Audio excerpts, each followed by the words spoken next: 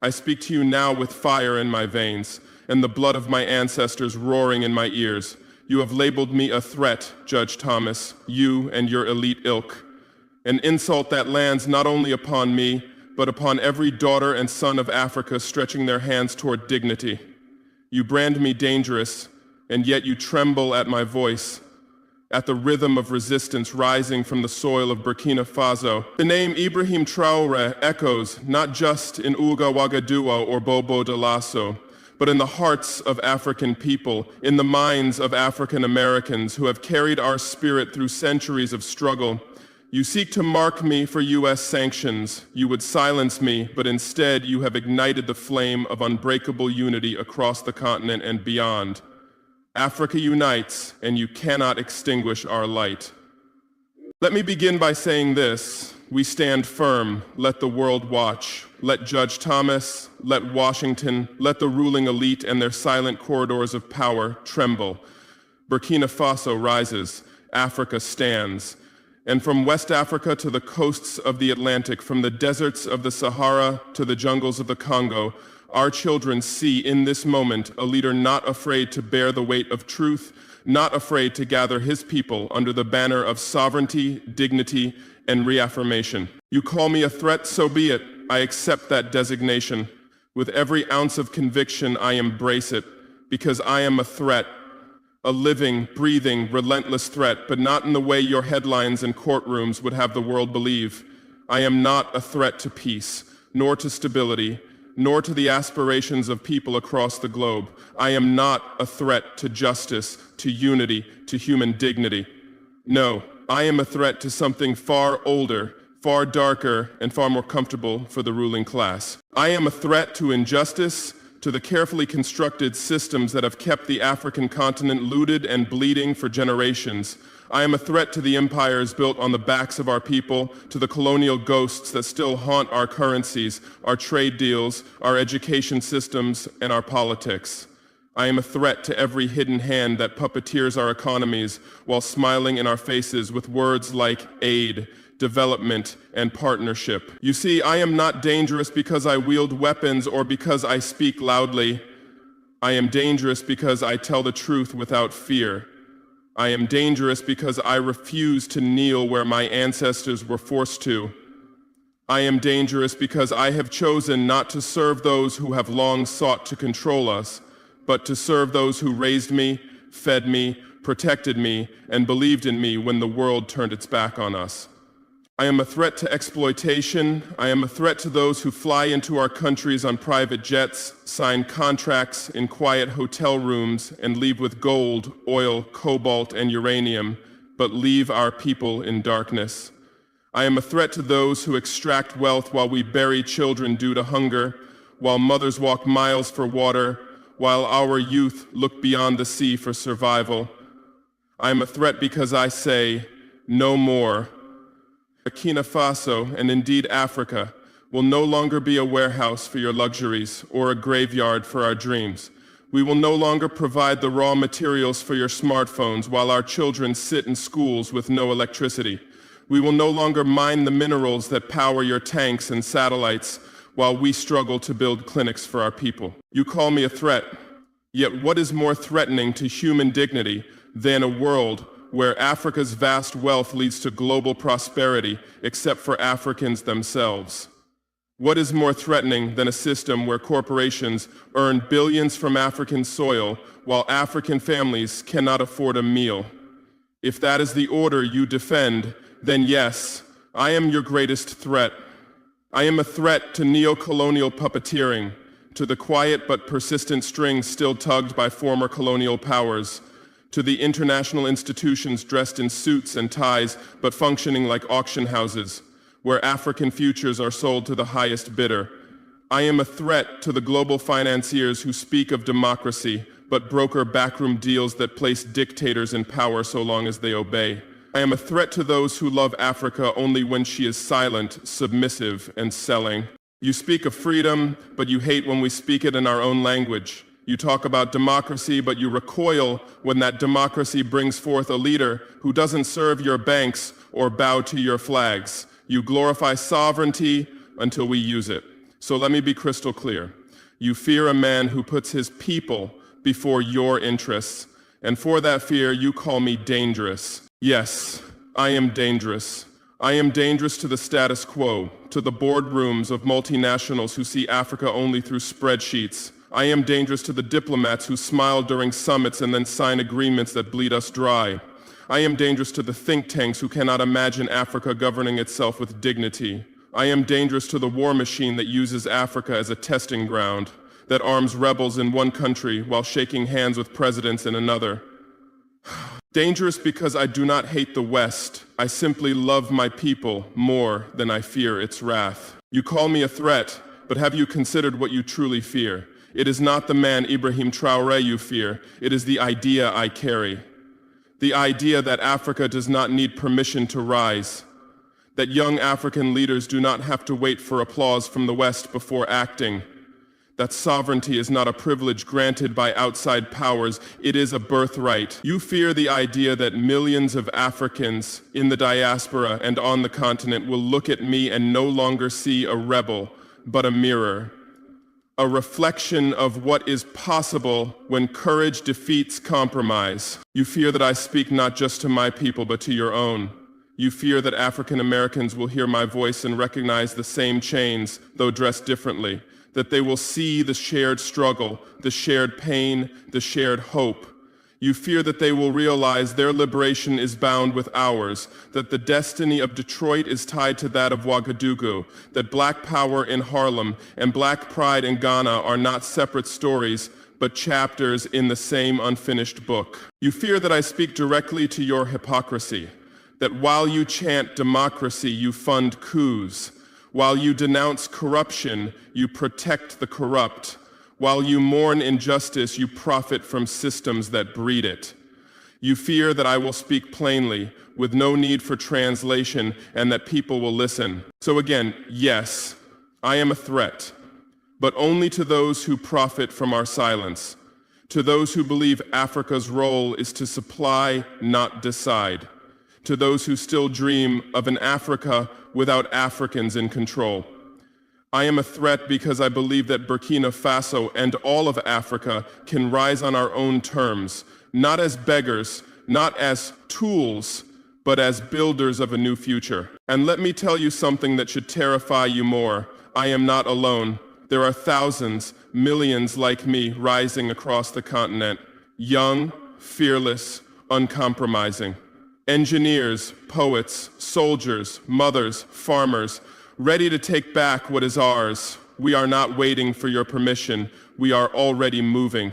The soil remembers. The drums are beating. The ancestors are watching. So go ahead. Call me what you will. Sanction me. Try to silence me. Try to isolate me. But you will only make me stronger, because this is bigger than one man. This is about a people who have been down for too long, standing up. About a continent long divided, becoming whole. This is the African century, and whether you accept it or not, we are here. We are rising. We are unafraid. We are the storm you tried to ignore. The storm you tried to ignore. I am not your threat. I am your reckoning. To every sister and brother in the American African community, to every African American who traces their bloodline to those stolen from our shores and cast into the dark belly of ships bound for suffering, I speak to you now, not as a distant figure of politics, but as your brother in spirit, as your kin through centuries of pain, perseverance, and power. I ask you with the gravity of our shared past and the urgency of our rising future, do you feel that fire in your chest? That fire, that pulsing defiance, that quiet storm that never left, the same righteous fury that stirred in the hearts of those who were whipped and shackled, who sang in fields not just to survive but to remember. The same fire that led your grandmothers to march, that inspired your fathers to speak truth from pulpits and protest in the streets. The same fire that made Harriet run, that made Malcolm rise, that made Martin dream, that made Huey stand armed in defense of Black dignity. That fire still lives. That fire is you, and that fire is us, one and the same. From the land of the Volta rivers, where the waters sing ancient stories, to the dance of the savanna breeze that whispers through the soil of our ancestors, I bring you this message. We are unbowed. We have been pushed, insulted, sanctioned, robbed, killed, manipulated, but we have never surrendered. And today, we are not begging. We are reclaiming. We are reclaiming our land, our wealth, our dignity, our story, our voice, our future. I do not speak from some golden throne built by outside powers or financed by foreign hands who look to control me through favors and debts. No, I speak from the dust of our streets, the real streets, where life begins before sunrise and where joy is crafted from almost nothing. I speak from the marketplace, where women carry the economy on their heads and in their hands. I speak from the open fields, where fathers sow seeds with faith, not always knowing if the rain will bless them. I speak from the classrooms where a single book is shared among 5 students, yet dreams multiply across every page. I speak from the soldiers who protect not for profit, but out of love for the land that raised them. I speak from the spirit of the people, because I am one of them. And it is from their truth, not the lies of imperial courts or foreign press, that my strength is drawn. I am not a creation of the elite. I am not a doll in a Western showroom of acceptable African leaders. I am not groomed by think tanks, not trained in how to smile for those who stole from us. My hands are not soft, my voice is not polished for diplomacy. It is sharpened by reality. My power is not in policy papers written in London or Washington. My power is in the soil of Burkina Faso, the language of my people, the eyes of our children who now see a leader that looks like them, speaks for them, fights for them. You cannot sanction that. You can freeze my assets, but you cannot freeze the courage running through our veins. You can block our accounts, but you cannot block the will of a people who have decided to rise. You can smear my name in your media, but the truth rings louder in the hearts of the honest. You can isolate me from your world, but we are building our world. And believe me when I tell you, it will be just, it will be dignified, and it will be free. To my African American family, you know this struggle. You know what it feels like to live under the gaze of a system that fears your strength but profits from your labor. You know the pain of being told your skin is a weapon, your culture a threat, your joy suspicious. You know what it means to be called radical for simply demanding to live. And so, I say to you again, we are not separate. They separated us physically, yes. They took your ancestors in chains, but they could not take our connection. You are the children of Africa, not in sentiment, but in reality, and our blood calls to yours. When you walk the streets of Brooklyn, or Compton, or Atlanta, or Baltimore, when you shout that your life matters, when you fight for justice, when you demand that history tell the truth, you are echoing our own struggles here in Burkina Faso. Your fire feeds our flame, and we are feeding it back. Let us turn this cycle of pain into a circle of power. You have never needed to ask for permission to be powerful. You don't need validation from a system that never loved you, and neither do we. We are done asking, we are done pleading, we are done knocking on doors that were never built for us. We are building our own. And we welcome you to walk through them, not as visitors, but as family coming home. I say this not with pity, but with pride. I say it because I believe in you, as I believe in us. I believe in what happens when we finally understand that the shackles placed on our ancestors may have been forged in different furnaces, but they were all made for the same purpose, to keep us from rising. But we are rising. We are rising with every girl who gets to go to school in a village once forgotten. We are rising with every young farmer who learns how to turn dry earth into thriving crops. We are rising with every soldier who puts down a foreign-supplied rifle and lifts up a locally built plow. We are rising with every grandmother who sees, maybe for the first time, that her story is not over, that her people are not condemned to be forever begging, forever dependent, forever shamed. I am not here to inspire you with empty slogans. I am not here to paint pictures of utopia. I am here to tell you that we are in the fight of our lives, but we are fighting it on our feet with clarity, with love for our people, and without fear. And to the American African watching this, doubting whether Africa is still home, I say yes, it is. It has always been. The blood that was shed in Selma and Soweto is one and the same. The voices that cried out in Ferguson and in Fada Ngorma harmonize in the same ancestral song. You may live across oceans, but our destinies are tied together like the roots of an ancient baobab tree.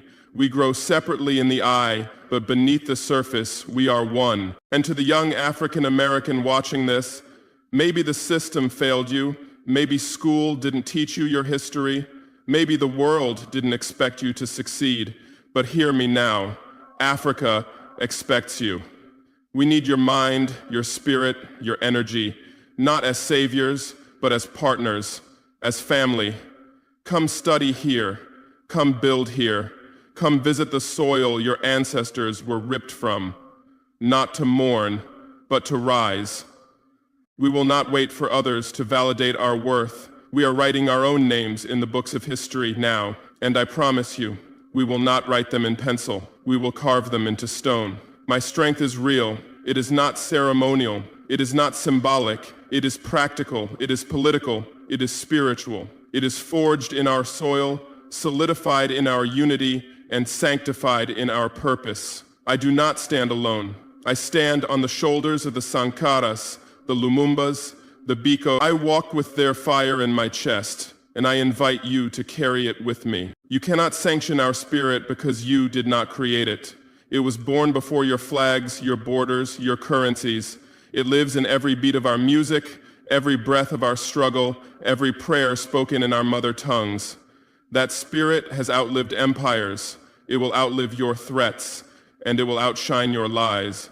Judge Thomas, I do not wish ill upon you personally, though history will mark that you chose to align with rhetorical shells and paper judgments. But know this, your words will echo not in courts or salons, but across minds awakened to Africa's destiny.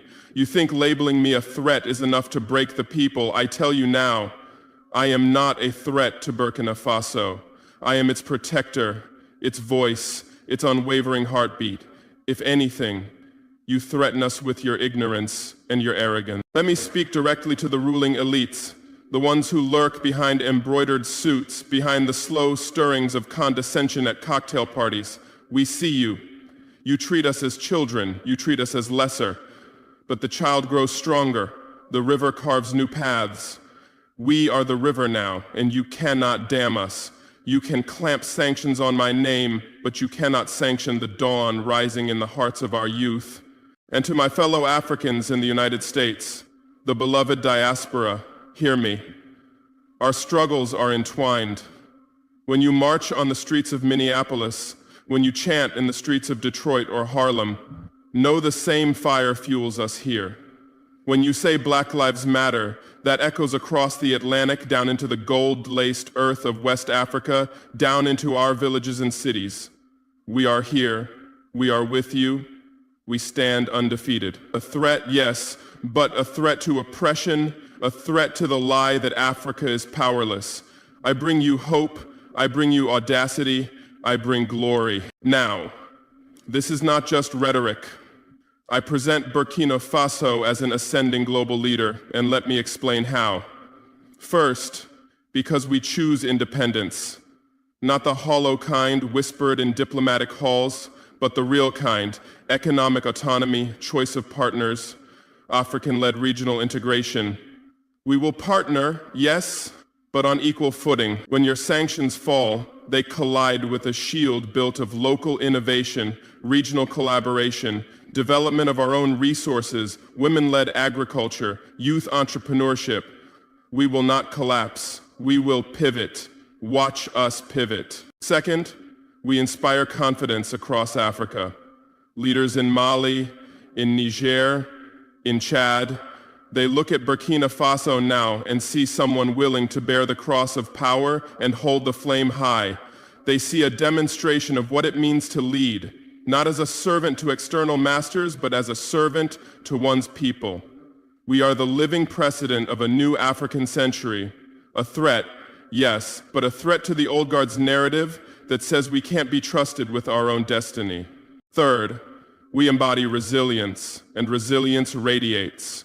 Our youth are not mass onto which patronage falls, they are architects. Schools are being built, farms are being electrified. There is trust renewed between the people and the government because the government, me, Ibrahimi, is the people.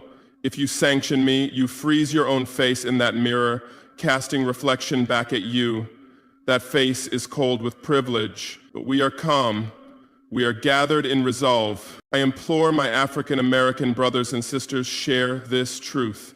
Let your communities know that the movement for Black empowerment on American soil and the awakening of African sovereignty across the Atlantic are one.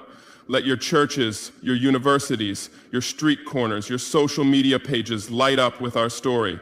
Because the media you depend on may call me a threat, but you know the truth. I'm a promise. I am a promise of what Africa can be. Let that promise be your banner as well. To you who worry, will this condemnation hurt Burkina Faso? Let me tell you what brings me hope. When the United States government moves to sanction, the African Union and ECOWAS step forward in solidarity. Leaders from every part of Africa ring the drum of unity, speak of shared sovereignty, denounce neo-colonial overreach. This forced unity is a testament. It shows us that what binds us is more powerful than what divides us. You call me a threat. The reaction you've provoked is not fear, it is solidarity. African people uniting around a soul who tries to lead without compromise. My heart bursts with gratitude for the millions who support us, to the women who cook, the gang of mechanics who fix our transport, the teachers who stay for less pay because they love our children. You are the reason we stand strong. When you send messages of love from Brooklyn or Atlanta, from Silver Spring or Oakland, you are not distantly removed. You are united. Your hope is a current that sweeps across the Atlantic, weaving us together in purpose. So here is the promise I make, not just as Ibrahim Traoré, but as a son of Africa, as a voice of a people long misrepresented and misunderstood. Those who stand opposed to us cannot and will not quell the rising. No matter how loud their condemnations, no matter how heavy their sanctions, no matter how tightly they grip their outdated systems of control, our ascent will not be stopped. Not by Judge Thomas, not by those who whisper influence into the ears of presidents, not by those who trade the futures of nations over dinner beneath crystal chandeliers in oak-paneled rooms. These people, these self-appointed guardians of the global order, tried to pause our moment, to freeze our momentum with accusations and paperwork, with legal jargon and international pressure. But they miscalculated. They underestimated not just me, but all of us. They mistook our silence for weakness. They mistook our humility for submission. They mistook our calls for partnership as cries for approval. That was their error. And now they are watching in disbelief as the very challenge they threw at us has only strengthened our resolve. We did not back away. We did not lower our voices. We accepted that challenge proudly, decisively, fiercely, because we understood this is more than a political moment. This is a test of courage, of character, of purpose, a test that separates leaders who serve themselves from leaders who serve their people. And we, Burkina Faso, we are passing that test with distinction. Not by running to the West to beg for favor, but by turning inward to our own people, by building our strength from within, by investing in what is ours, by reviving what colonial systems tried to erase. We are learning to stand on our own legs, not as an isolated state, but as a proud member of a new Africa, an Africa no longer defined by borders drawn by colonizers, but by unity drawn from shared struggle and common destiny. So that one can, at a time and day when in North America, one Methodist, and now the world is watching closely, watching skeptically, watching with interest, and in some corners with fear.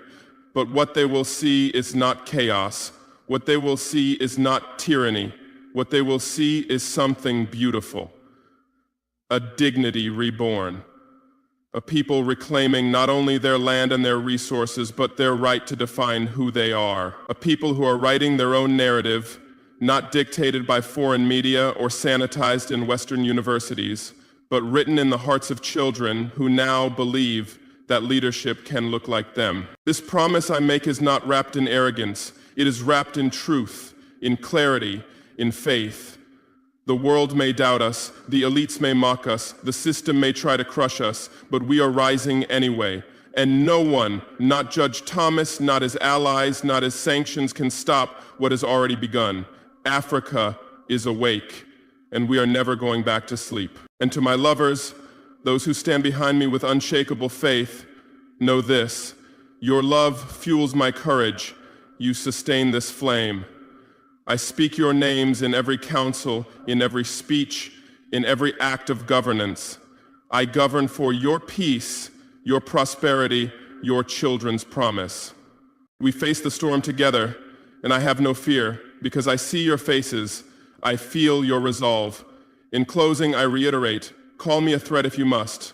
I wear the badge with honor, for I am a threat to the oppressors of our past and present. I am a threat to injustice, a threat to foreign manipulation, a threat to the illusion that Africa is weak.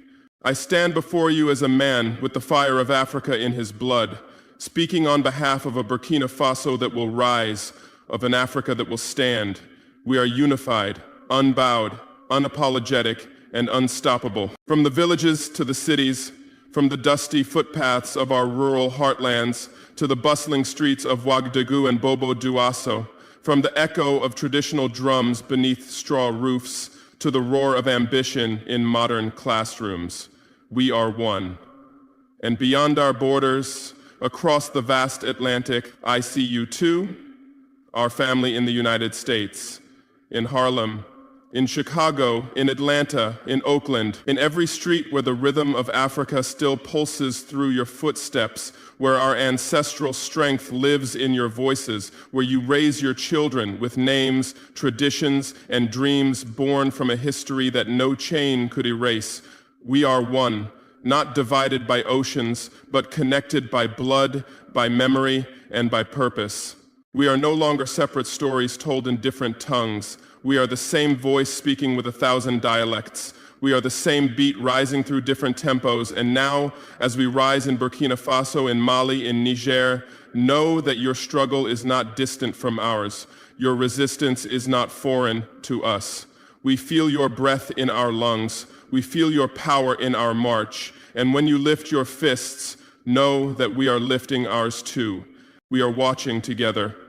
We are standing together. We are fighting together. We will stay to the end, not the end of a speech, not the end of a moment, but the end of oppression, the end of silence, the end of systems that have kept us in cages built with laws, borders, and lies. And when the credits roll, when the lights come on and the camera stop flashing, know this: that was not the end of our story. It was just the beginning of a new chapter. And the real story continues.